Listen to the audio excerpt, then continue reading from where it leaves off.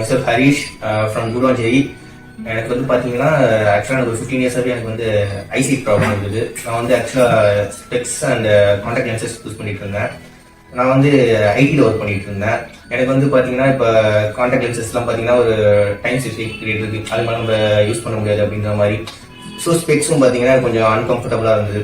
அதனால நான் வந்து என்ன பண்ணேன்னு பார்த்தீங்கன்னா, நான் வந்து குருவாஞ்சேரியில் ஆக்சுவலாக நிர்மல் கிளினிக் இருக்குது, அங்கே வந்து கன்சல்டேஷன் போயிட்டு இருந்தேன். அப்போ எனக்கு அவங்க மூலியமாக தெரிய வந்தது இங்கே. ஸோ இங்கே வந்து நான் கன்சல்ட் பண்ணேன். இங்கே தமிழ்ச்செல்வி அவங்க அப்படின்ற சிஸ்டர் பார்த்தேன். அவங்க வந்து ஃபர்ஸ்ட் ராமச்சந்திரன் டாக்டர் கிட்ட கன்சல்ட் பண்ண சொன்னாங்க. அவர் ஒரு சில பேசிக் ஸ்கிரீனிங் டெஸ்ட்லாம் எடுக்க சொல்லியிருந்தாரு. அந்த டெஸ்ட்லாம் எடுத்து பார்த்து நம்ம ஃபர்ஸ்ட் எலிஜிபிலிட்டி இருக்குமா, நம்ம ரெட்டினா திக்னஸ், நம்மளோட ஐசைட், அந்த corner side view, front view இதெல்லாம் எப்படி இருக்கு அப்படின்ற ஒரு பேசிக் ஸ்கிரீனிங் டெஸ்ட்லாம் இருக்கும். அதெல்லாம் எடுத்து பார்க்க சொன்னாங்க. அது ஒரு ஹாஃப் டே ப்ரொசீஜர் தான்.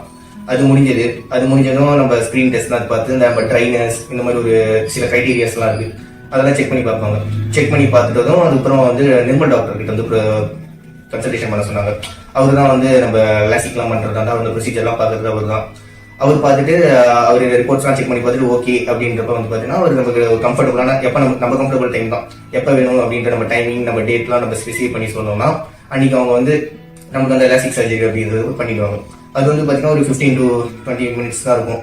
அது பண்ணி முடிச்ச உடனே பார்த்தீங்கன்னா எனக்கு ஒரு ஜஸ்ட் ஒரு ஹாஃப் டே தான் டிஸ்கம்ஃபர்ட் மாதிரி இருந்தது. ஃபர்ஸ்ட் நானும் பயந்துட்டு தான் இருந்தேன் ரொம்ப, இந்த மாதிரி பண்ணா என்ன ஆகுமோ ஏதாகுமோ அப்படின்ற மாதிரி. ஒன்றும் பிரச்சனை இல்லை, ஒரு ஹாஃப் டே அப்படி தான். நான் நேற்று தான் பண்ண பாருங்க, இன்னைக்கு எனக்கு ஓகே 90% வந்து எனக்கு வந்து நார்மல் ஆயிடுச்சு. ஐ விஷன் கிளியரா இருக்கு. இப்போ நான் கண்ணாடி போட்டா லென்ஸ் போட்டா எப்படி இருக்குமோ அதை விட நல்லா கிளியராகவே இருக்கு எனக்கு ஐசைட் இப்போ வந்து. ஸோ வந்து எனக்கு எந்த ப்ராப்ளம் இல்லை. அந்த நர்ஸ், இந்த ஸ்டாஃப், டாக்டர்ஸ் பார்த்தீங்கன்னா அவங்களும் ரொம்ப ஃப்ரெண்ட்லி, நல்லா கைட் பண்ணுவாங்க. என்ன பண்ணணும், எது பண்ணணும் அப்படின்வாங்க. சப்போஸ் ஏதாச்சும் ப்ராப்ளம் அப்படின்னா ஒரு எமர்ஜென்சி நம்பர் எல்லாம் கொடுத்துருக்காங்க, டக்குன்னு ரீச் அவுட் பண்ற மாதிரி. நம்ம ஏதாச்சும் ரீச் அவுட் பண்ணணும், டக்குன்னு நம்ம குவரிஸ்லாம் பார்த்து என்ன உடனே சொல்லுவாங்க அவங்க.